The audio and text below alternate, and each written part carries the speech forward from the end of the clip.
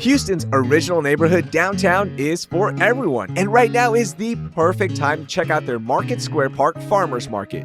Every Saturday until November 16th from 10 a.m. to 2 p.m., the Farmers Market is putting a spotlight on local growers and makers who are providing access to seasonally fresh and affordable fruits and vegetables, plus meat proteins and prepared foods, as well as other household goods. There's also live music from local artists and other entertainment, and it's free. You can learn more at downtownhouston.org. Downtown Houston, get energized and revived. Today on CityCast Houston. 5 years ago, Harris County made massive changes to its criminal justice system by eliminating cash bail for most misdemeanor offenses. But new reporting from Lucio Vasquez at Houston Public Media shows that the bail reform hasn't made the jail any safer. Here at CityCast Houston, it's important to us to spotlight local investigative reporting. So today I'm talking with Lucio about what he's discovered and what it means for the families of those in custody. It's Monday, September 23rd. I'm Raheel Ramzanali, and here's what Houston's talking about. Lucio, what's up, man? Good morning. Happy Monday. How are you? Good morning. I'm feeling well rested after a long couple of weeks. It's been a good morning so far.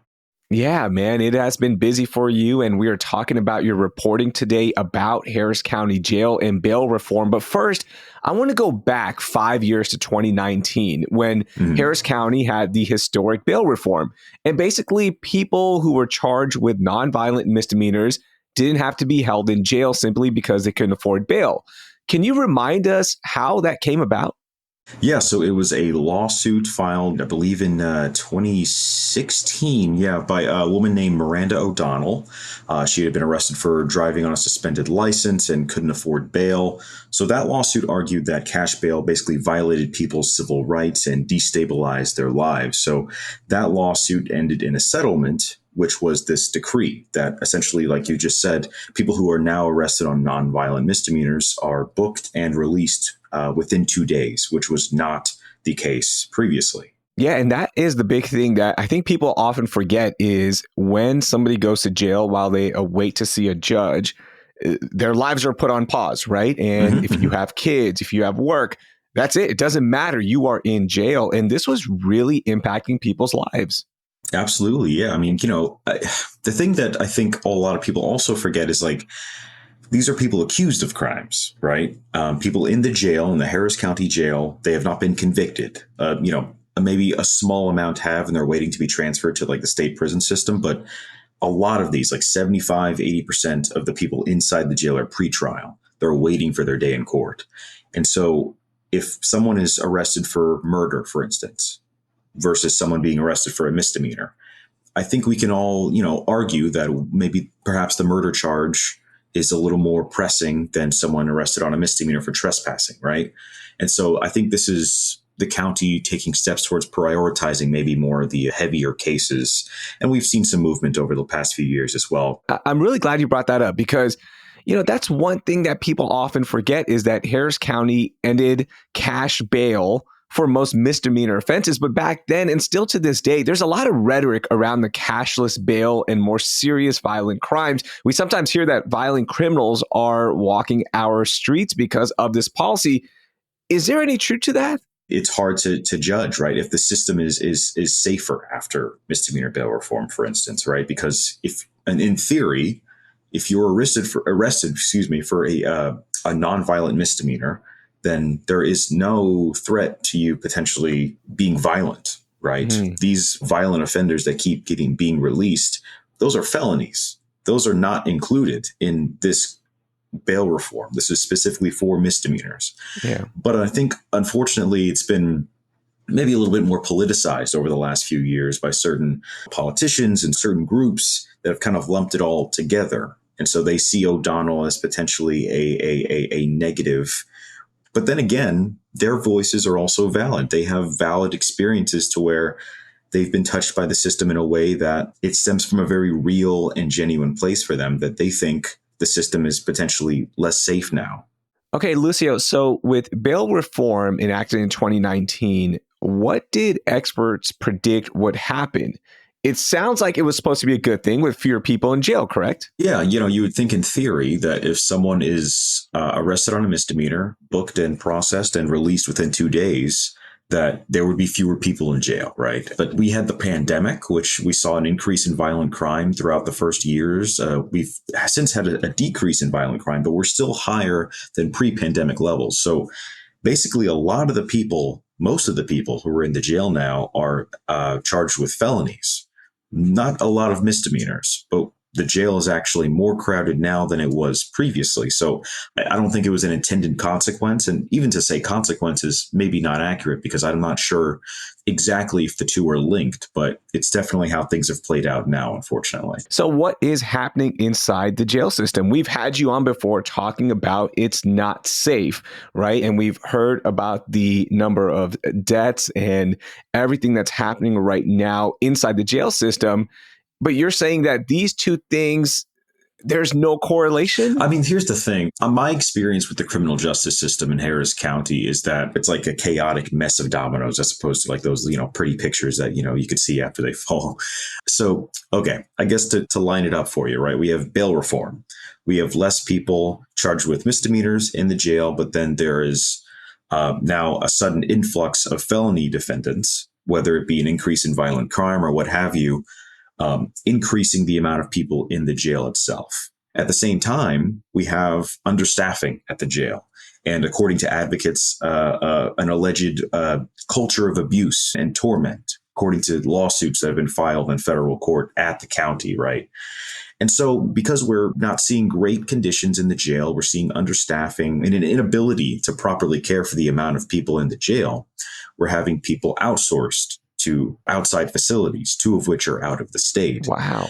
And so, again, it's all kind of like a ripple effect, right? Heck, we can even go back to 2017 when Hurricane Harvey damaged the criminal courthouse.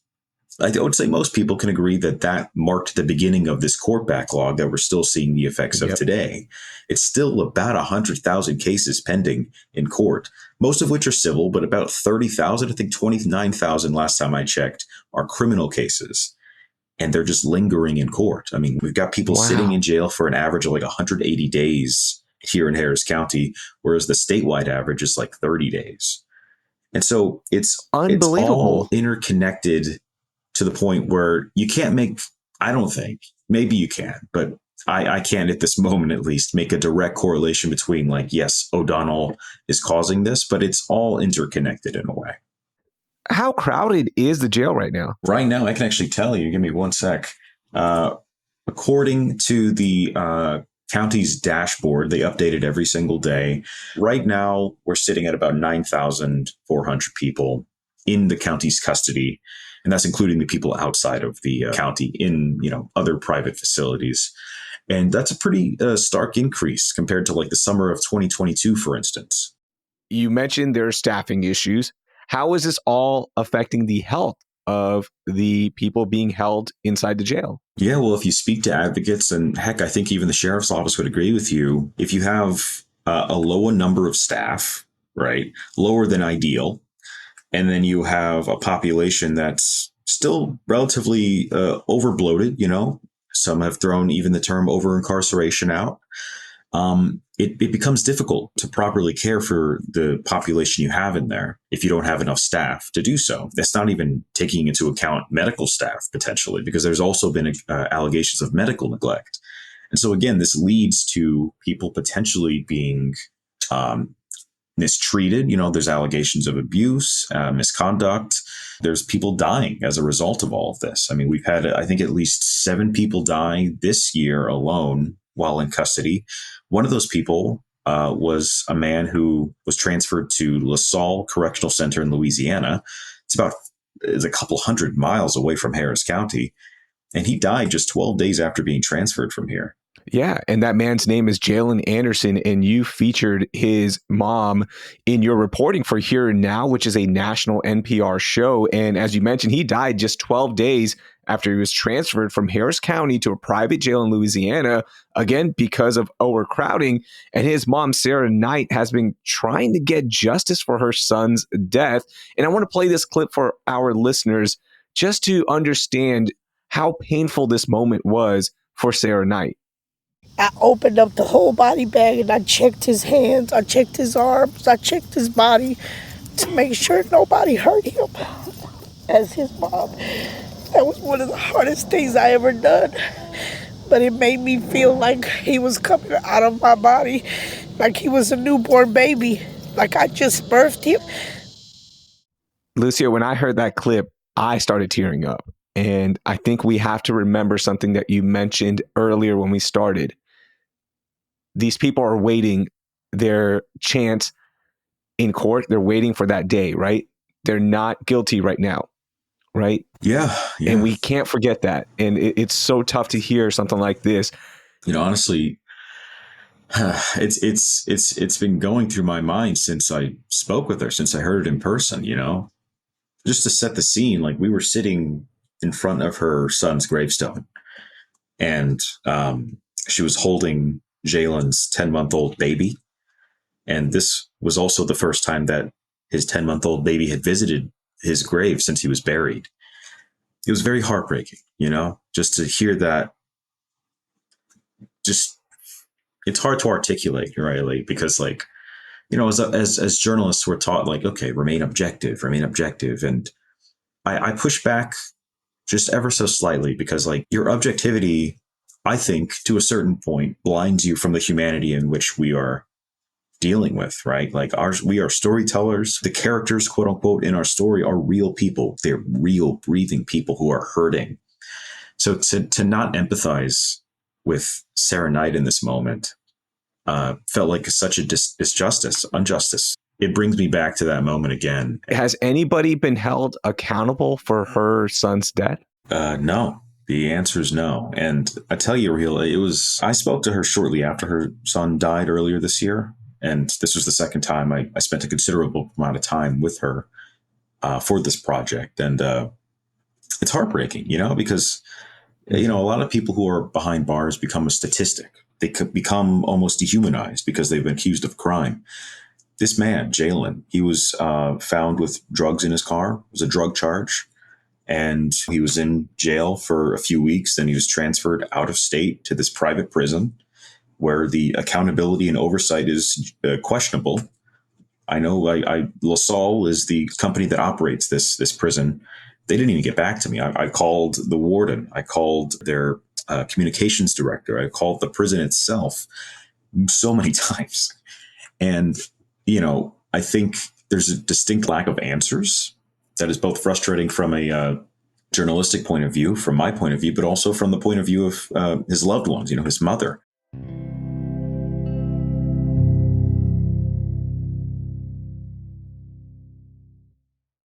What's up, guys? It's the champ, Sean O'Malley, here to talk to you about Prize Picks. Prize Picks is the best place to win real money while watching football. Run your game on Prize Picks. Prize Picks will give you $50 instantly when you play your first $5 lineup. You don't even need to win to receive the $50 bonus. It's guaranteed. Just download the Prize Picks app and use code SPOTIFY. That's code SPOTIFY on Prize Picks to get $50 instantly when you play a $5 lineup. Prize Picks. Run your game. Must be present in certain states. Visit prizepicks.com for restrictions and details. Hey, dude, have you tried Hey Dude? These shoes are so comfy. They'll make your feet feel like they're floating on clouds. Slip them on and off with ease, and you'll be out of the door in no time. And they're a dream to come home to. After work, a workout, or casual day on the couch. Hey Dude shoes. Shoes so comfortable, you'll say, dude! Find yours at heydudeshoes.com.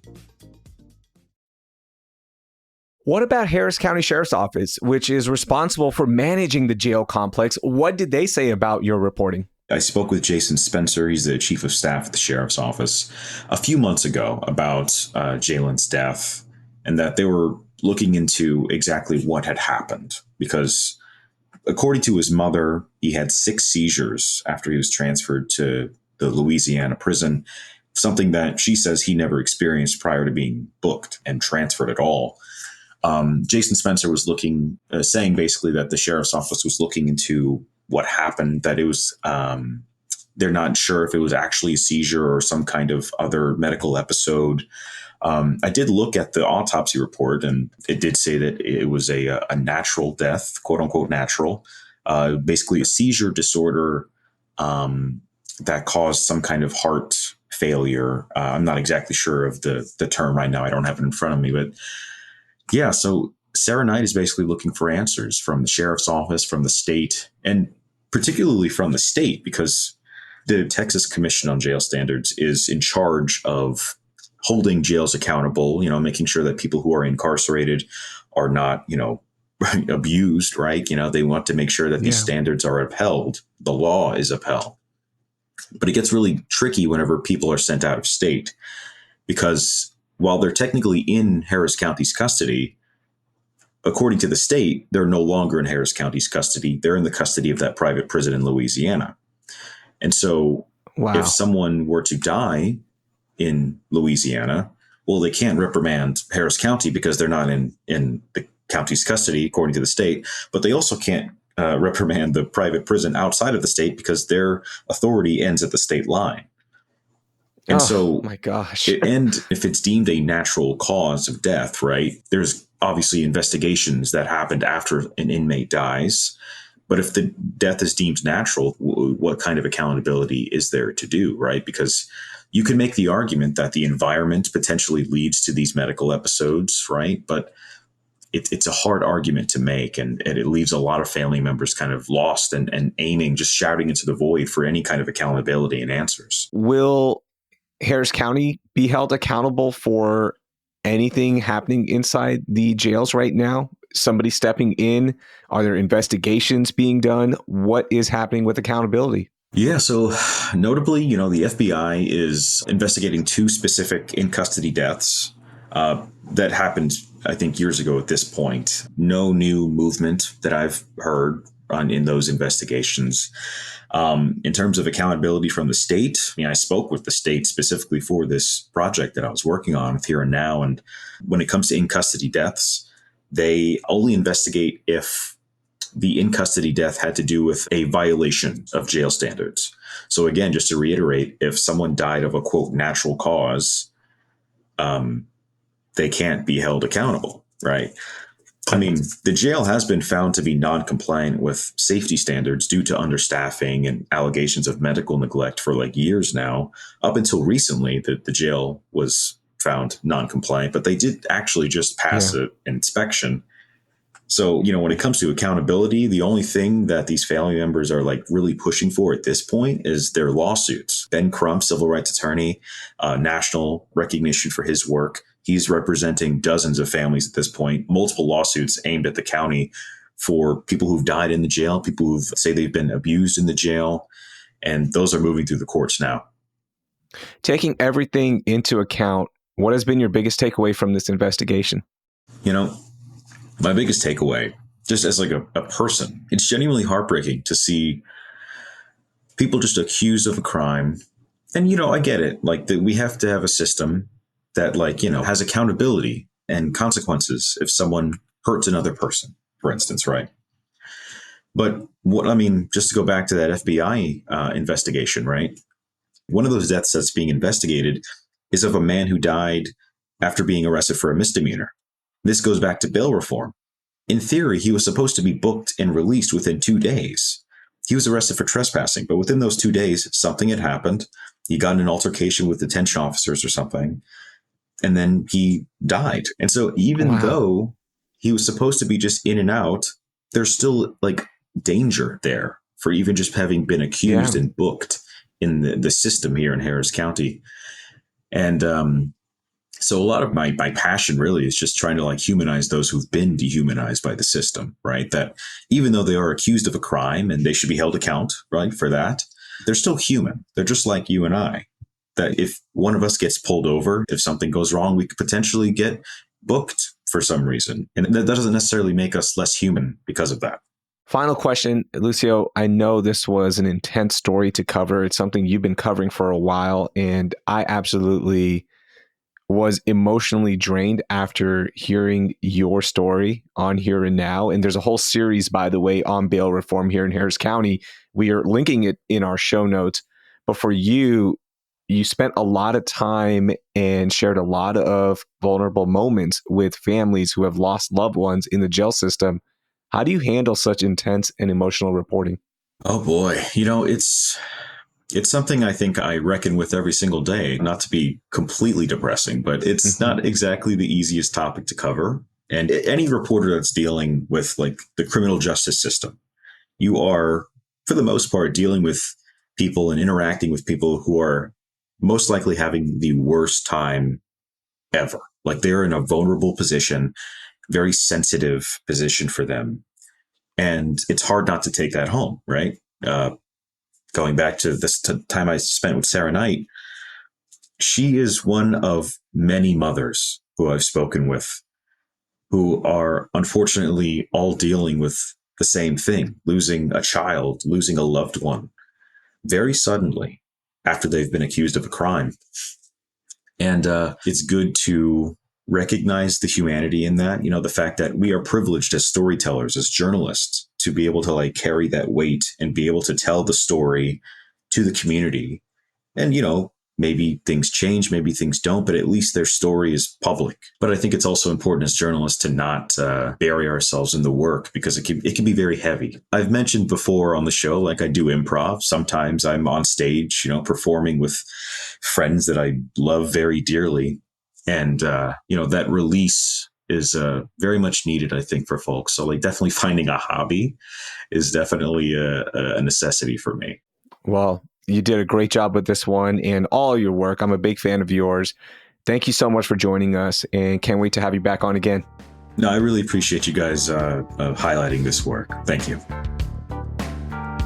That was Lucio Vasquez. You can hear all of his reporting on News 88.7 and at HoustonPublicMedia.org. I've also linked to the Here and Now series about bail reform in Harris County in our show notes. Our goal with CityCast Houston is to help you learn something new about our city. So if you did learn something new from this episode, please share it with 3 friends so they can learn it as well. And if you want more Houston news, subscribe to our daily newsletter, Hey Houston. Thanks. That will do it for today. I'm Raheel Ramzanali. Thank you for listening, and I hope you learned something new.